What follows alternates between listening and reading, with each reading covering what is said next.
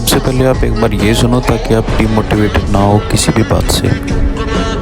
Someone graduated from the best of universities at 21 but had to wait 10 long years to get his first job, while the other person had no education and was a millionaire at 25.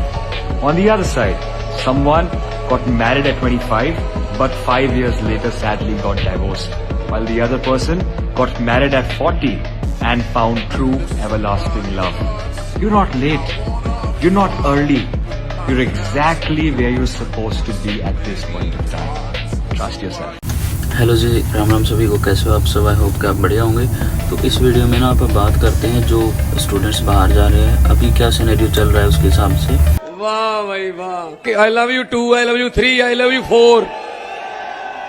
देखो Canada का आप देख रहे हैं, news में देख रहे हैं, हर जगह देख रहे हैं कि हालात कुछ ठीक नहीं है, ज़्यादा बढ़िया नहीं है। वहाँ पे पे रेट बहुत कम हो गया है और रूल्स भी चेंज कर दिए उन्होंने अब काफ़ी ज़्यादा, जिसकी वजह से कि दिक्कत आ रही है। जो भी स्टूडेंट्स जा रहे हैं, जिस कंट्री से जा रहे हैं, हमारे से भी जा रहे हैं, पंजाबी हरियाणा से या फिर किसी भी स्टेट से जा रहे हैं, बड़ी दिक्कत आ रही है। जिस प्रकार का जुल्म हम पर हो रहा है चुपचाप सहते जा रहे हैं। और उनके जैसे वर्क आवर्स पे भी लिमिटेशन वगैरह है वहाँ पे। तो मैं श्योर नहीं हूँ इन चीज़ों का, लेकिन ऑस्ट्रेलिया में ज़रूर है। स्टूडेंट वीजे पे अपन ना 24 घंटे काम कर सकते हैं। तो बहुत खर्चा कुछ मुश्किल ही चलता होता है ऐसे तो।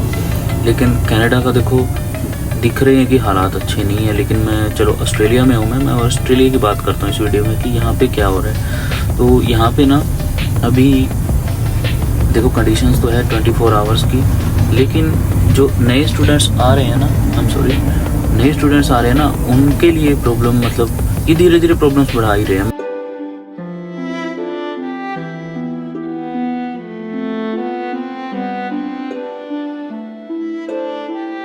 मैं करीब 1 साल पहले यहाँ पे आया था, लेकिन 1 साल से जब से मैं यहाँ आया हूँ ना, यहाँ पे स्ट्रिक्टनेस बढ़ती हुई दिखाई दे रही है। ज़्यादा स्ट्रिक्ट होते जा रहे हैं यहाँ के रूल्स रेगुलेशंस। ठीक है, पहले जो चीज़ें होती थी 5 साल 10 साल पहले की, बिल्कुल ही बंद हो चुकी। पहले क्या था, स्टूडेंट्स क्या करते थे कि स्टडी फिनिश करने के बाद 2 या 3 साल की, उसके बाद टीआर पे जाते थे। टीआर फिनिश हो गई तो पीआर का नहीं अगर बनता था, पॉइंट्स वगैरह नहीं, तो वो क्या दोबारा स्टडी वीज़ा ले लेते थे।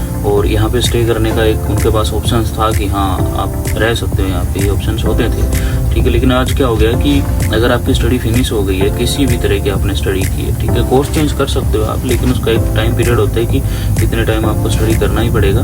ठीक है, जो भी आप मतलब अपने होम कंट्री से कोर्स लेके आते हो उसको चेंज कर सकते हो कुछ वक्त के बाद। लेकिन जब आपने यहाँ पे चेंज करने के बाद तो कोर्स में स्टडी फिनिश कर ली जिसमें, और उसमें आप टीआर पे चले गए, तो फिर आप दोबारा स्टूडेंट वीज़ा पे नहीं आ सकते। ये चीज़ें यहाँ पे हो गई है। देखो सभी के लिए मतलब प्रॉब्लम तो है ही है, हर एक स्टूडेंट के लिए, जिसमें सभी आते हैं। देखो कोई अपने फील्ड में काम कर रहा है उसके लिए बेस्ट है, जो नहीं कर रहा उसको थोड़ी सी इशू आएंगे, जरूर आएंगे, डेफिनेटली आएंगे। ठीक है, तो ये है कि ये चीज़ सोचनी पड़ रही है। और अब नए वीज़ा जो आ रहे हैं, नए स्टूडेंट आ रहे हैं, वो यहाँ पे यही है कि 1-2 साल में तो आप देखो मिडिल क्लास वाले ही आते हैं। अपर क्लास के तो क्या करें, क्योंकि उनका तो वहीं पे सेटल है। लोअर क्लास वाले के लिए और मिडिल क्लास वाले के लिए थोड़ी प्रॉब्लम है, उनको मैनेज करना पड़ता है फाइनेंशियली। तो यहाँ पे 2 साल स्टे करके तो जो खर्चा लगा के आते हैं वो चीज़ें रिकवरी होती हैं यहाँ पे तो, लेकिन उसके बाद कुछ अपने लिए बनता है। लेकिन ये कह रहे हैं कि हाँ उसके बाद तो आप स्टडी कर ही नहीं सकते, टीआर पे गए फिर आपको होम कंट्री वापस जाना पड़ेगा। ये सिचुएशन आज, अब वो चीज़ें चेंज हो गई है। अभी आपको एक स्टडी फिनिश करनी है, उसमें पॉइंट्स पूरे करने हैं और पीआर अप्लाई करनी है। अगर आपका नहीं आता तो पीआर का नहीं बनता तो आपको कंट्री आउट करना पड़ेगा, आपको अपने होम कंट्री जाना पड़ेगा, वहाँ से दोबारा आप वीज़ा अप्लाई। माँ खराब हो जाएगा, मैं माँ अम्मा बहन पे आ जाऊंगा, मैं इनकी अम्मा बहन पे आ जाऊँ कर सकते हो। तो आपके पास थोड़ा सा ना ट्रिकी हो जाता है ये कि आप कैसे करोगे। आप टाइम भी लगाते हो, यहाँ पे फीसें भी भरते हो, आपके पैसे पूरे होते हैं या नहीं होते, देखो वो सारा कुछ लक पे और आपकी मेहनत पे डिपेंड करता है।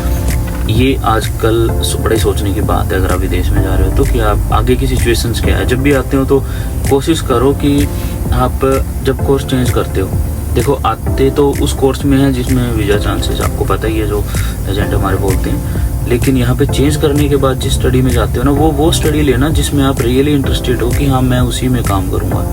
कई बार होता है कि हम स्टडी ले लेते हैं, काम नहीं करते, ऐसी चीज़ें फेस कर रहे हैं, तो उसमें क्या है दिक्कत आती है। जब स्टडी आप कुछ भी ले लेते हो, काम उसमें नहीं मिलता या नहीं कर पाते तो एक्सपीरियंस आपका नहीं होता, घंटे पूरे नहीं होते, तब मुश्किल हो जाता है। तो हमेशा ये रिसर्च करके आओ, वीडियोस देख के आओ, अपना इंटरेस्ट पहले पता होना चाहिए कि इस लाइन में या इस कोर्स में मैं एडमिशन लूँगा और इसी लाइन में मैं काम करूँगा, तो आपके लिए वो बेस्ट ऑप्शन है। उसके अलावा और कुछ भी नहीं है, खज्जड़ होने वाला काम है बाकी तो सारा। तो हमेशा ये डिसाइड करके आओ कि किस कोर्स में एडमिशन लेना और किस कोर्स में आगे फ्यूचर बनाना है, क्योंकि जिस कोर्स में आप आओगे ना उसी में आपका फ्यूचर डेफिनेटली होगा। और इसके बाद एक बात ये भी है कि ये भी कहा जाता है कि जो बंदा अपने को एयरपोर्ट से लेके आता ना यहाँ पे, जिस काम में मतलब वो काम कर रहा होता है, हम भी डेफिनेटली उसी लाइन में जाते हैं। और ये चीज़ें मैंने देखी भी है। मुझे मेरा फ्रेंड लेके आया, वो ड्राइविंग लाइन में था, तो मैं भी ड्राइविंग लाइन में हूँ आज देखो। और एक मेडिकल लाइन के स्टूडेंट था यहाँ पे, वो एक दोस्त को लेके आया था, तो उसने जो भी सलाह दी वो मेडिकल लाइन में काम कर रहा है। डेफिनेटली 70-80% चांसेस में यही होता है, बंदा जहाँ काम कर रहा था जो एयरपोर्ट से लेके आता है ना, डेफिनेटली होता है ये लगभग कि नया स्टूडेंट भी उसी कोर्स में रह लेता है और वही चीज़ें करता है। देखो आप मानते हो या नहीं, पर मैंने ये चीज़ें देखी है, अपने सर्कल में देखी है। तो दूसरा जो कैप की बात है, कैप लगा दिया है जो ऑस्ट्रेलिया ने कि अभी इतने स्टूडेंट आ पाए। कैप का मतलब क्या होता है? कैप का ये होता है जैसे कि आप लिमिट लगा सकते हो, ठीक है, लिमिट होती है एक तरह से।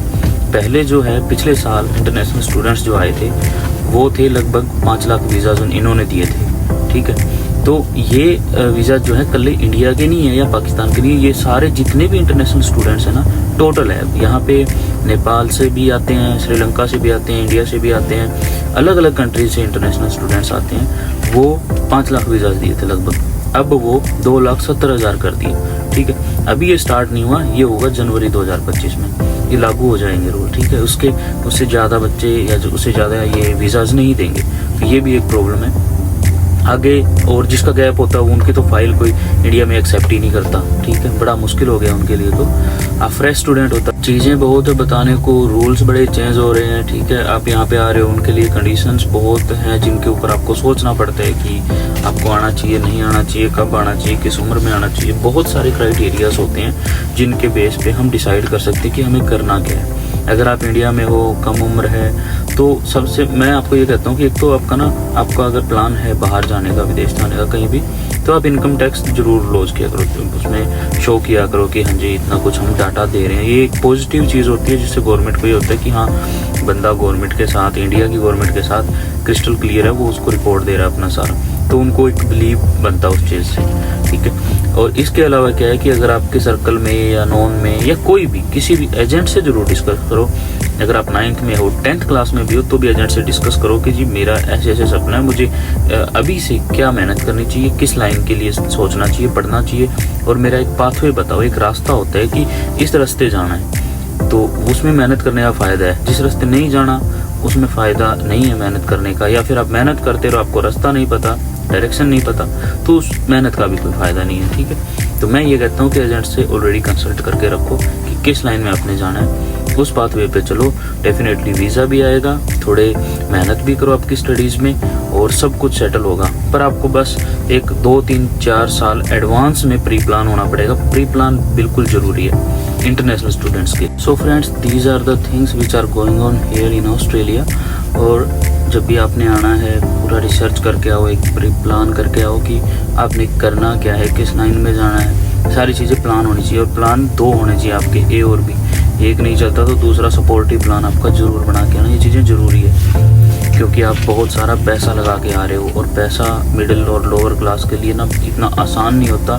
15, 20, 25 लाख रुपए मैनेज करना, सेविंग्स भी नहीं होती। एक पेरेंट के पास अगर वो प्राइवेट जॉब करता है, कहीं भी गवर्नमेंट जॉब में नहीं है, तो भी बड़ा मुश्किल हो जाता है अपनी ज़िंदगी में 20-25 लाख रुपए इकट्ठे करना, उठाने पड़ते हैं हमें हमेशा। तो हमेशा प्लान करके आओ, और स्टडीज़ से, और जो आपकी बेसिक चीज़ें हैं ना, स्टडी आपकी बेसिक चीज़ है, उसमें कोई कॉम्प्रोमाइज़ ना करो, उसमें आप परफेक्ट होने चाहिए पहले, और अपना फ्यूचर प्लान करके आओ। यही एडवाइस है भाई मेरी साइड से तो आपको, ठीक है। बाकी ये कि यहाँ पे भी अपने फ्रेंड सर्कल थोड़ा सा बनाओ। अगर कोई आपके लिंक में दोस्त है, कोई भी फ्रेंड है, तो उनसे जुड़े रहो, उनसे इन्फॉर्मेशन लेते रहो कि हाँ जी क्या होगा क्या नहीं होगा, अपने थोड़ा देखते रहो।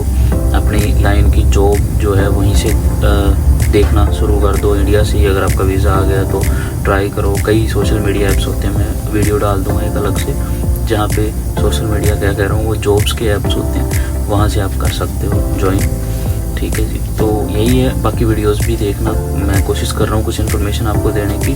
Thank you so much. आज के लिए फिलहाल इतना ही। आपकी तरह मैं भी मायूस हूँ, लेकिन उम्मीद पर दुनिया कायम है। दिल दुखा है लेकिन टूटा तो नहीं है, और उम्मीद का दामन छूटा तो नहीं है।